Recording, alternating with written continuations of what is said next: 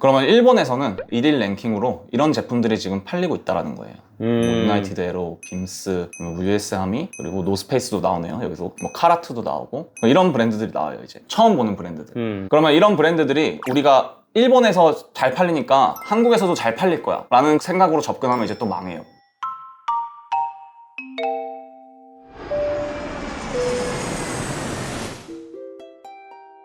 화이팅!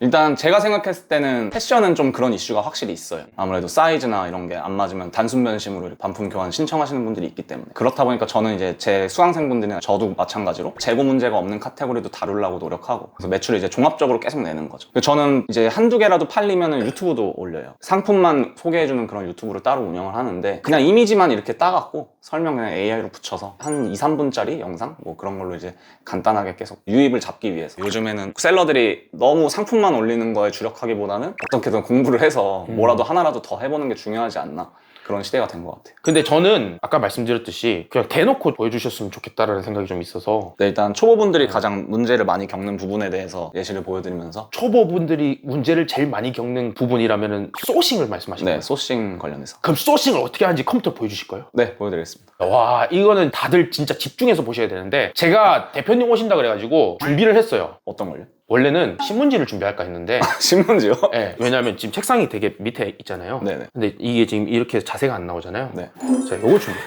아, 여기 앉아서 하라고? 아, 예, 여기 죄송하지만 이게 버리장머리 없을 수 있는데 저희 전통이거든요. 아, 어디서 이런 대우 못 받아보셨겠지만 이렇게. 신발 벗고 올라가야 되나요? 아니야, 이거 이제 편하게, 이게 중국에서 온 상자예요. 같은 결이니까 한자야구기도 하고. 죄송합니다.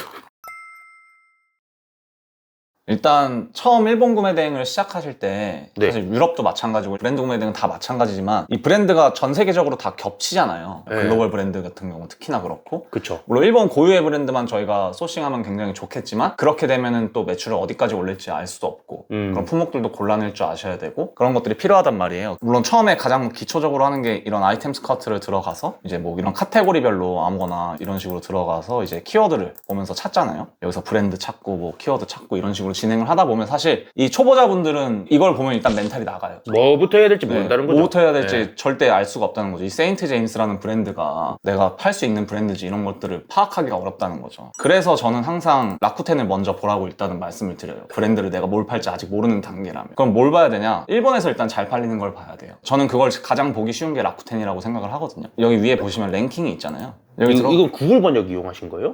아. 그럼 들어가 보시면 여기도 똑같아요. 한국과 마찬가지로 이렇게 네. 카테고리별로 전부 다 보여요. 그럼 여기서부터 브랜드를 찾는 거예요. 일단 내가 어떤 브랜드를 소싱할 것인지. 예를 들어서 이렇게 코트 자켓으로 들어가 볼게요. 겨울이니까. 그러면 일본에서는 1일 랭킹으로 이런 제품들이 지금 팔리고 있다는 거예요. 뭐 유나이티드 에로, 빔스, US 하미, 그리고 노스페이스도 나오네요. 여기서. 그러니까 여기서 노스페이스를 팔만한 구간은 있겠구나, 뭐 이렇게 판단할 수 있겠죠. 뭐 카라트도 나오고 이런 브랜드들이 나와요. 이제 처음 보는 브랜드들. 그러면 이런 브랜드들이 우리가 일본에서 잘 팔리니까 한국에서도 잘 팔릴 거야 라는 생각으로 접근하면 이제 또 망해요. 그렇게 접근하는 게 아니라 그쵸. 여기 일본에서 인기 순위에 있는 이런 브랜드들이 한국에서 정말 판매가 일어나는지를 확인을 하셔야 되는 거죠. 그럼 아이템 스카우트를 네이버 쇼핑에서 확장자를 까셨다면 여기서 이제 검색을 하시면 되는 거예요. 내가 일본에서 방금 랭킹에서 본 브랜드 이름을 여기다가 치는 거죠. 그럼 바로 이렇게 연관 검색어가 다 뜨죠. 그럼 나는 일본 브랜드를 정말 하나도 몰랐지만 그냥 검색하는 것만으로도 여기서 어떤 품목들이 잘 팔리고 있는지, 어떤 연관 키워드로 나오는지, 그리고 이렇게 클릭해서 들어가 보면 여기서 이제 이 검색량이 월간 얼마나 나오는지. 좋은 브랜드죠, 이 정도면. 로컬 브랜드인데도 불구하고 네. 만이라는 브랜드가 나오고 6개월 매출액도 2억이 넘는 거죠. 그러면 이게 월간 검색수가 어느 정도 나와야 괜찮은 브랜드라고 볼 수 있는 거예요? 일본은 워낙 소규모 브랜드들도 많으니까 네. 1000 이상만 넘어도 저는 괜찮다고 생각해요. 그쵸. 그 정도만 나와도 결국에는 한 달에 2-3개씩 팔리는 거를 20개, 30개 갖고 있으면 또 엄청나게 계속 쌓일 거 아니에요, 그런 것들이. 네, 그래서 무시할 수 없다고 봐요, 브랜드 검색량이 낮더라도. 그리고 이제 브랜드로 검색했을 때는 이런 식으로 또 나오는데, 여기서 이제 연관 키워드로 또 검색을 해보면 또 이런 키워드에 연관돼서 검색량이 또 다 달라요, 이런 식으로. 그리고 매출액도 다르게 나와요. 그러니까 네. 그 브랜드 안에 있는 품목이 그 품목마다 나오는 매출액도 다르고, 이런 시리즈들이 또 계속해서 나오잖아요. 그런 것들을 타겟으로 잡아야 되는 거죠. 그거를 정확히 모르고 아디다스 잘 팔리니까 아디다스 팔아야지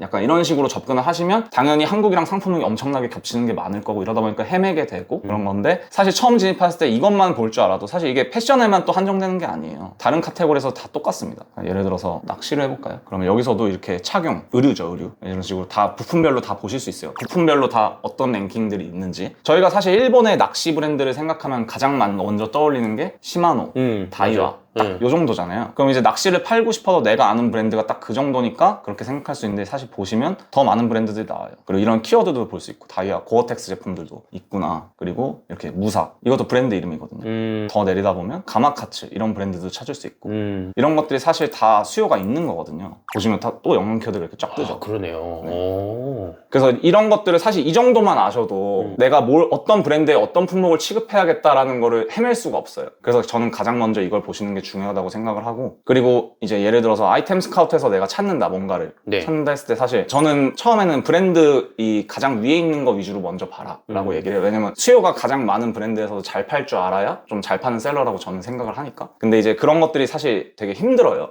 여기 안에서 노스페이스 패딩이 한국이랑도 겹치고 일본이랑도 겹치는데 유럽도 있고 다 있는데 그 안에서 내가 혼자 잘 판다? 라는 건 사실 어려운 얘기거든요. 그래서 저는 여기서도 만약에 이런 패딩이라는 품목 안에서 내가 이 랭킹을 보는 것도 중요하지만 이 안에서도 뭐 경쟁 강도 순으로 놓으면 바로 보여요. 로컬 브랜드 같은 게 소규모 브랜드들이 다 나온다는 거죠. 브랜드 구매 대행도 이런 게 적용이 가능해요. 그렇죠. 네. 근데 이 패션이다 보니까 워낙에 또 많은 브랜드들이 많이 나오죠. 근데 이제 다른 카테고리 들어가 보면 브랜드들이 많지 않은 카테고리라면 바로 직관적으로 또 볼 수 있는 거죠. 그럼 또 일본에서 뭘 소싱할지도 바로 채취해낼 수 있고. 사실 둘이 어떻게 보면 순서가 다를 뿐이지 결은 똑같은 거예요. 그쵸. 그래서 저는 여기 안에서 일단 보는 게 가장 중요하다고 생각을 하고요. 그럼 브랜드를 이렇게 검색하고 나서 그러면 브랜드 안에 있는 제품들 중에서 뭘 팔아야 된다 이런 건 어떻게 소싱을 해야 되는 거예요? 가장 기본은 이거죠. 아, 여기서? 네, 내가 아이템 스카우트에서 따로 뭐 엑셀을 다운받아서 볼 수도 있어요. 필터를 걸어서 볼 수도 있고 다 볼 수 있는데 그게 아니라 그냥 연관 키워드가 사실 가장 직관적으로 바로 보는 거죠. 어차피 여기에 검색을 할 거니까. 그쵸. 그럼 이 브랜드는 낚시복을 가장 많이 찾는구나. 그 다음이 낚시대구나. 그럼 순서대로 검색을 해보고 그거를 현지 사이트에 어디서 판매하는지를 확인해보고 뭐 가격 비교를 해보고 그렇게 판매를 하는 거네요. 네네. 근데 이제 그거를 굳이 어디서 파는지를 막 확인해볼 필요도 없어요. 왜요? 그냥 여기 랭킹에 나와 있는 애들 있죠. 아, 여기 지금 보니까 있네요. 이거 판매자가. 이 카테고리 내에서 잘 파는 셀러라고 보시면 돼요. 그러면 저런 거를 아까 전에 그 다 즐겨찾기를 해놓으시고 확인해 보신다고 그랬었죠? 네, 이거 보시면 리뷰가 6만 개죠. 굉장히 잘 파는 셀러죠. 그러면은 이 안에서 낚시용품 이렇게 많이 팔고 있는 거예요. 그러면은 내가 가마가치라는 브랜드를 소싱할 때 굳이 라쿠텐 밖에서 검색해서 모든 셀러를 다 보지 말고 딱 하나의 셀러만 타겟을 잡아서 이 안에서 검색을 해서 소싱을 하는 방향이 훨씬 시간을 절약할 수 있어요. 그 예를 들어서 유럽이라고 치면은 독일 아마존에도 뭐 아마존 프라임 상품이 있겠지만 나머지 판매처들이 입점된 형태가 있는데 그거를 갖다가 다 들어가가지고 확인한 다음에 소싱을 해본다 이런 것들도 다 가능하겠네요. 네네. 모든 사이트가 다 적용이 가능한 거죠. 그쵸. 이런 랭킹 같은 걸 운영하고 있다. 근데 라쿠텐이 랭킹이나 이런 것들 보기가 좀 편한 부분들이 있어요. 옛날 사이트 같지만 굉장히 좀 그런 부분이 편하고 여기서도 이렇게 다 볼 수 있어요. 메인에서도 볼 수 있어요. 네, 메인에서도 카테고리별로 이렇게 다 나와요. 그럼 여기서도 이렇게 다 나오는 거죠. 카테고리별로.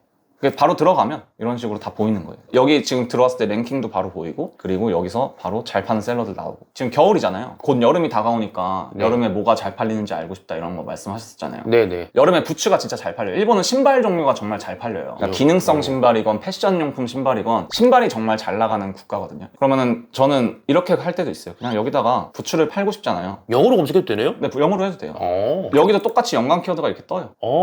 일본어로 하셔도 되고 네, 아무거나 상관없어요. 근데 일본어로 검색했을 때랑 영어로 검색했을 때랑 이 검색량이 다를 수도 있어요. 왜냐면 셀러들이 올릴 때 보통 일본어로 많이 올리는 경향이 아무래도 있다 보니까 일본은 특히 어쨌든 일본어로 번역해서 올리는 게 제일 좋고 이렇게도 해보면 또 다양한 검색 결과가 나오겠네요. 네, 그렇죠. 그럼 보시면 여기도 다 필터가 있어요. 어떤 걸로 검색을 해도. 브랜드도 쫙 나오네. 네, 그러니까 여러분들이 이런 일본 구매 대행이나 브랜드 구매 대행 처음 하시는 분들이 사실 브랜드를 몰라서 못 팔 것 같다 이런 걱정을 아예 하실 필요가 없는 거예요. 그냥 여기 보면 다 나오니까. 원래 여기 계절 필터가 있었는데 사라졌나 봐요. 일본어로 검색을 해보면 나오지 않을까요? 이게 영어로 검색해서 그런가? 부츠라는 단어로 팝업으로 번역을 시켜가지고 검색을 해보면 네, 있네요. 여기 보시면 이렇게 시즌이 나오죠. 곧 여름이잖아요. 그럼 여름에 관련된 것만 이렇게 체크를 하는 거예요. 보니까 이게 검색 결과가 어느 정도 있어야 시즌적에 나오나 보네. 네. 그러면 지금 보시면 너무 많은 게 섞여 있죠. 사실 여기서 소싱을 해라 그런 게 아니죠. 이 안에서 또 여기 브랜드가 다 오죠. 여름에 잘 팔리는 부츠 위주의 브랜드들이. 그러니까 이게 일본에서 잘 팔리는 브랜드겠구나. 바로 파악을 할 수 있겠죠. 그럼 다시 아이템 스카우트로 여기로 가는 거죠. 그런 식으로 소싱을 하시는 거죠. 그러면서 내가 이 브랜드를 찾았을 때 해외 직구 탭에 일본 셀러가 있냐 없냐 그걸 꼭 보셔야 돼요. 그거 왜 보는 거예요? 왜냐하면 유럽에서만 잘 팔리는 브랜드일 수도 있고 미국에서만 잘 팔리는 브랜드일 수도 있잖아요. 브랜드는 겹치지만. 어떤 나라에서 잘 파는지를 보는 거는 여기 해외 직구 셀러를 보면 되겠네요. 네네. 그래서 이런 것들이 꼭 필수 과정이에요. 그래서 이제 이런 것들을 귀찮아하시면 안 찾아보고 상품을 막 대량으로 막 계속 올린다? 그게 더 시간 낭비를 하는 거죠. 어떻게 그럴 수 있죠. 하나의 타겟은 확실하게 잡고 소싱을 하는 게 중요하니까. 사실 여기서 한 개만 이렇게 찾아놔도 이 하나의 브랜드 안에서 소싱할 제품들이 굉장히 많잖아요. 그러니까 한 번만 시간을 투자해서 이 정도만 하셔도 내가 판매를 할 때 헛짓은 안 하겠구나 라고 생각하실 수 있을 것 같아요. 그럼 시즌은 몇 개월 전에 저희가 등록을 하면 제일 좋을까요? 어떻게 하시나요?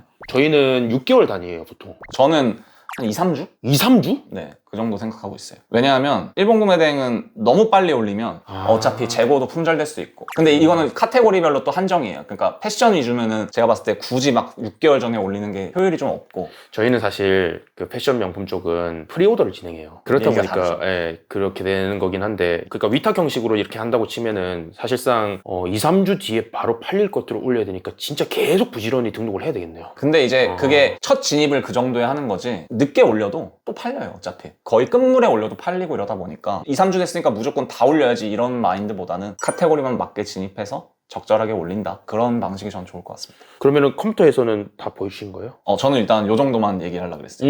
네, 알겠습니다. 그럼 다시 자리로 와가지고. 많이 부족했나요? 아니요. 너무 괜찮은데 혹시나 더 준비해 오셨을까봐. 내용은 되게 잘 나온 것 같습니다. 잘 됐으면 좋겠네요. 네, 이제 마무리만 잘 하면. 자, 그러면 요렇게 진짜 소싱까지도 다 보여주셨는데 바로 실행을 하면은 매출이 날 것 같은 저는 느낌이 들어요. 근데 저는 궁금한 거는 그러면 이렇게 소싱 해가지고 대표님이 하루에 몇 개 정도 등록을 하고 또 뭐 어떤 식으로 지금 현재 제품 개수를 팔고 있고 이런 게 좀 궁금하긴 하거든요. 지금 한 5,000개 정도 상품 깔려 있고요. 다른 오픈마켓도 다 하고 계신 거예요? 네, 다른 오픈마켓 다 하고 있고 저는 항상 기준을 스마트 스토어로 얘기를 해요. 스마트 스토어가 가장 잘 팔리기 때문에. 네네. 그러면 하루에는 몇 개 정도 소싱을 해갖고 등록하시는 거예요? 소싱하는 날은 좀 각 잡고 한 2-3시간 정도 하는 편인데 한 번 할 때 한 3-40개? 이 정도로 하고요. 2-3시간에 3-40개면 네. 한 시간에 거의 한 10몇 개를 하신다는 거예요? 네네. 근데 또 물 흐르듯이 잘 되면 더 많이 할 때도 있고 저도 이제 사람이다 보니까 막힐 때도 있어요. 맞아요. 그러면 이제 못 할 때도 있고 잘. 기본적으로는 그 정도로 하는 것 같고요. 초보자분들 입장에서 이제 말씀을 드리면 저는 이제 초보 때 하루 종일 소싱만 했었죠. 4-50개 올릴 때도 있었고 많이 올리면. 스킬이 없다 보니까 4-50개 올리기도 힘들잖아요. 좀 익숙해지면서 시간을 덜 투자하면서 한 4-50개 올릴 수 있게 됐었고 좀 그랬던 것 같습니다. 진짜 이 부분은 똑같아요. 저희랑 맞죠. 개수도 똑같고 억대 매출 내시는 분이 맞다는 게 한 시간에 10개 이상 하는 게 쉽지 않거든요. 제 소시적 얘기를 말씀드리면 저는 2019년에 시작을 했잖아요. 그때는 프로그램 이런 것도 없었고 그냥 생짜로 다 올려야 됐었기 때문에 저는 하루 14시간을 투자하면 20개를 못 올렸어요. 힘드셨겠네요. 네, 그때 바로 떠올라요. 어떤 상황에서 네. 겪으셨을지. 겁나게 노가다를 하다가 지금은 저도 대표님이랑 비슷하게 하는 것 같은데 그 이상은 안 올라가더라고요. 힘들어요. 그러니까요. 그만하고 싶고. 언제까지 그렇게 소싱을 해야 될까요, 우리는? 이 사업을 어제 돈을 버니까 놓을 수는 없잖아요. 그래서 제가 가르치려고도 많이 노력을 하는데 제 직원을 제 머릿속에 있는 것들을 단기간에 막 다 주입시키기가 이제 막 체계를 세워놔도 쉽진 않더라고요. 근데 그 친구한테 소싱을 간단하게만 가르쳤는데 또 팔긴 하더라고요. 한 일주일에 한 2-3개씩은 팔아요. 그 친구가 소싱한 게. 그렇죠. 저도 지금 5년 된 우리 직원분이 계시는데 제 뇌를 거기다가 심어보려고 노력을 많이 했단 말이에요. 절대로 안 돼요. 내 것처럼 해주지도 않고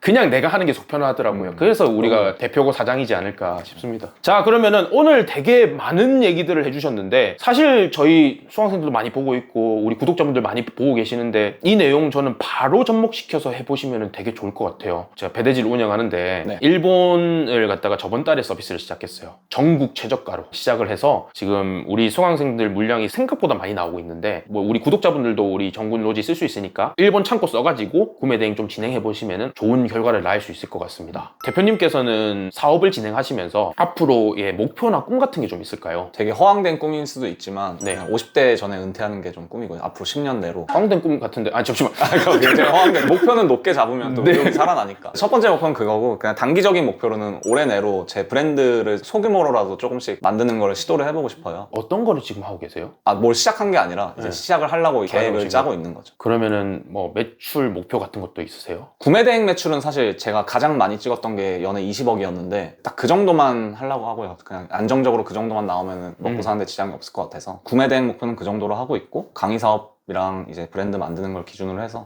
연매출 100억 정도는 그래도 해보는 게 전체적으로 통틀어서 했을 때 아마도 2, 3년 뒤면은 그렇게 되시지 않을까요? 제가 진짜 사람 보는 능력이 그렇게 좋지는 않지만 촉이라는 게 가끔 있는데 예전에 제가 뭐 2, 3년 전에 만났던 그 대표님들 중에서 진짜 잘 되겠다 싶은 분들은 잘 된 분들이 많아요. 이런 얘기 해서 그렇긴 한데 그 우리 판다 대표님이 좀 그런 편이었거든요. 되게 오래전에 제가 연을 이었는데 판다 대표님 요새도 연락 주시고 하시는데 지금은 저기 위에 가 있어요. 저보다 잘 되고 있어요. 배 아프긴 해. 근데 카메 대표님 같은 경우에도 왠지 좀 그렇지 않을까. 사실상 저보다 연세는 많으시지만 22년도에 시작하실 때니까 저가 선배기는 해요. 그렇기 때문에 제가 후배한테 그렇게 얘기할 수 있는 거 아니 버리정머리 넘어온다. 아 괜찮습니다. 괜찮습니다. 저희 촬영해 주시고 또 우리 구독자분들한테 많은 정보를 나눠주신 요 선한 영향력으로 우리 대표님의 앞날도 탄탄대로지 않을까 생각이 듭니다. 아, 좋은 말씀 네, 감사드립니다. 자꾸 좋은 말씀 몸둘 바를 모르겠네요. 배움의 나이가 없잖아요. 저를 유튜브에서 조금 약간 안 좋게 보는 분들이 많아요. 제가 말투가 이렇고 그렇다 보니까. 그러면은 우리 여기 카메 대표님 유튜브 가가지고 치유를 받으시면 좋겠다. 유튜브도 운영하시고 좋은 정보들 많이 주시고 있는데 보통 일본 구매 대행 관련된 정보를 주시고 계신가요? 네, 제가 시작한 지 얼마 안 돼서 일단은 제가 가장 잘 아는 거 위주로 많이 알려드리려고 하고 있습니다. 일본 구매 대행 위주로 하고 있어요, 지금. 그럼 거기 가면은 어떤 팁을 좀 얻을 수 있나요? 제가 지금 컨텐츠를 또 찍고 있어요. 네. 처음 창업하는 것부터 이제 주문 처리하는 것까지 다 강의별로 이렇게 찍고 있고 무료로? 네, 챕터별로 이렇게 무료로 이제 찍는 거 하고 있고 그리고 기본적인 제가 일본 구매 대행에 대한 가지고 있는 생각들이나 아니면 노하우 이런 것들을 또 한 번씩 찍고 있고요. 그러면 가서 보시려면은 어떻게 좀 봐야 되나요? 이름이 유튜브 카메로 검색하시면 됩니다. 카메가 무슨 뜻이에요? 거북이에요. 일본 말로 거북인데 이 구매 대행 사업이 굉장히 롱런 하려면은 버티고 버텨야지만 좀 끈기 있는 사람들이 가능하다고 생각을 하는데 그런 의미에서 이제 좀 카메라고 지었습니다. 너무 뜻깊은 이름인 것 같은데 카메 유튜브 가셔가지고 많은 것들 정보 습득하셨으면 좋겠습니다. 그럼 마지막으로 저희 구독자분들한테 인사 한번 부탁드리겠습니다.